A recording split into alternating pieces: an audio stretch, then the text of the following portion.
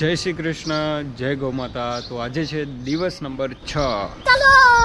મિત્રો હું તો સવારમાં નીકળી ગયો તો ગૌ માતા પાસે।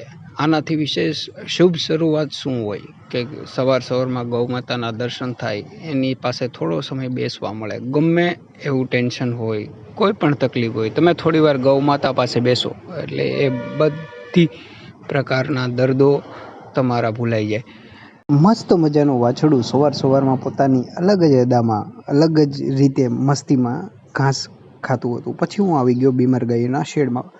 ગૌ માતાઓને બધાને ડ્રેસિંગ થઈ ગયેલું હતું, બધી વસ્તુઓ કમ્પ્લીટ થઈ ગઈ હતી।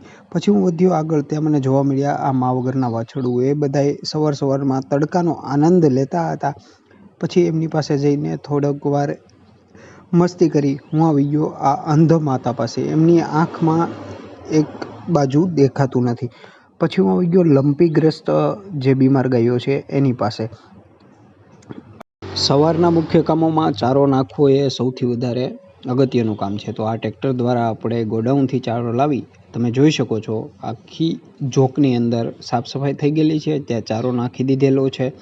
બીજી તરફ આ ભાઈઓ અલગ એક શેડમાં ચારો નાખવાની વ્યવસ્થા કરી રહ્યા હતા। સાથે સાથ હું પણ નીકળી ગયો આ મિની ટ્રેક્ટર લઈને ત્રીજા શેડ તરફ ચારો લઈને।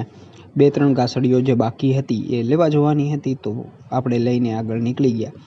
ત્યારબાદ આ નંદી મહારાજ બધાએ ચારો નાખી દીધેલો, તેથી જોઈ શકો છો તમે શેડની બહાર એકદમ ઝડપથી આવી રહ્યા હતા।